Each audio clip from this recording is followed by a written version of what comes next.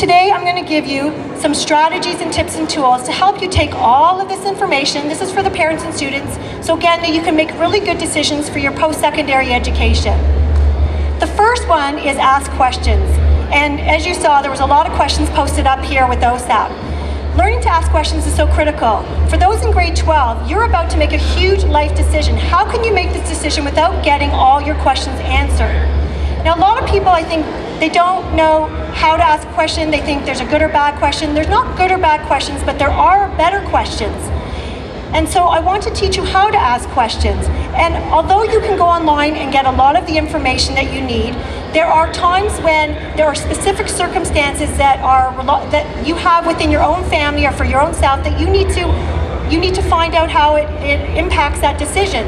It might mean actually picking up a phone and calling. I know you hate to do that. You love texting and using social platforms.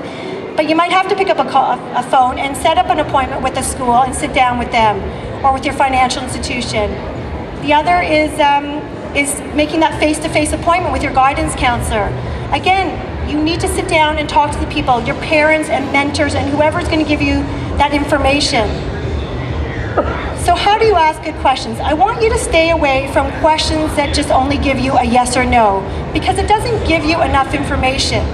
I want you to ask questions that lead to more questions. So I'm going to give you an example. This is a question that just gives you a yes or no. And this would be a question that you might ask a school. Does your school have a business program? What if the answer is yes? What does that tell you? It doesn't tell you what their focus is. It doesn't tell you where it's going to lead. It doesn't give you any information. Versus questions leading to more questions. If I was interested in business but not 100% sure, what program can I look into and which courses do you recommend that I can take? Because I'm also interested in English. Do you see the difference between the two? So ask your questions. You have a lot of people here today who want to answer your questions. And you know what? Don't discount university over college or college over universities. And colleges have done a great job at really aligning themselves with the local businesses. And they also have a lot of very good applied programs. So look into both university and college, please.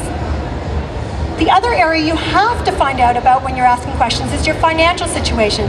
So OSAP was just up here telling you, but that is a loan. So how can you make a decision about whether you're going to go away to school or stay here, where you're going to live, if you don't know your financial situation? You need to figure out what the total cost of your education is going to cost. So he's saying they were saying around $80,000, and then you got to work backwards. So yes, it does mean sitting down to your parents or whoever may be giving you financial aid and asking, how much money can you contribute to my education over the 4 years, in the first year? Does it only mean 1 year? And then again, you can work backwards. Oh, I went ahead one. Sorry, I'm hitting the thing. I don't know how to go backwards.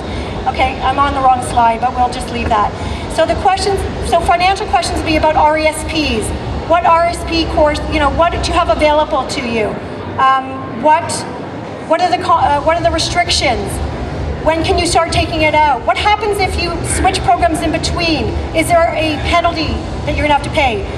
I said there is a difference between government loans and bank loans. If you need to turn to the bank, you need to understand when you have to start paying that back. When is the interest kick in? What happens if you graduate and you can't afford to pay? And then you have the bursaries and scholarships, which they've been talking about. It's a great way to supplement your cost of education. And you can find out what are the restrictions, when you need to apply by. And finally, do you need a job? For those in grade 12, even in 10, 11, do you need to go out and work now to start saving up money for the cost of this education? I don't know, that's something that you have to find out.